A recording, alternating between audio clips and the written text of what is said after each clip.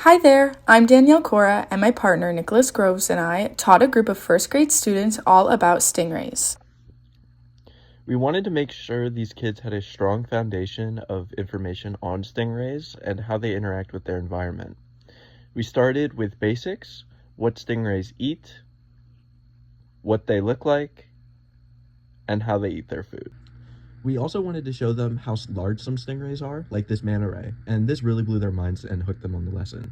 This was crucial because to understand why stingrays migrate, you first have to understand how they interact with their environment. Discussing migration was our main priority because we wanted to teach these kids how humans can negatively impact their natural migration patterns. We kept the explanation of migration super simple, comparing it to how the students move to eat their food on their day-to-day lives or how they move inside their house to get warmer. In order for this information to stick with them, we needed to first emphasize how crucial migration is for stingrays' health and safety.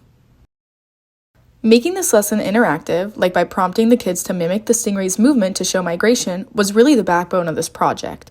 The more actively engaged they are, the more the information will make a long-lasting impact on how they view stingrays and many other ocean creatures. And this is where we brought up human impact. We talked about how abandoned fishing nets can hurt stingray migration and how boat propellers can have a negative impact on their well-being. Teaching the students about humans' negative impact on migration patterns allowed us to start the conversation on how to interact with the ocean in a respectful way. Throughout this lesson, we wanted to foster a sense of curiosity about different marine creatures from a young age in order to make these students care about marine conservation. We believe that the sooner they learn the importance of the ocean and the creatures inside, the stronger they'll feel about making the ocean a flourishing environment for those creatures in their future. The most rewarding part of this experience was the students. Their excitement about the ocean and the many questions they asked throughout the lesson had us smiling the entire time. We definitely saw the impact on these children as we were wrapping up the lesson, as they all gave us hugs and told us they didn't want us to leave.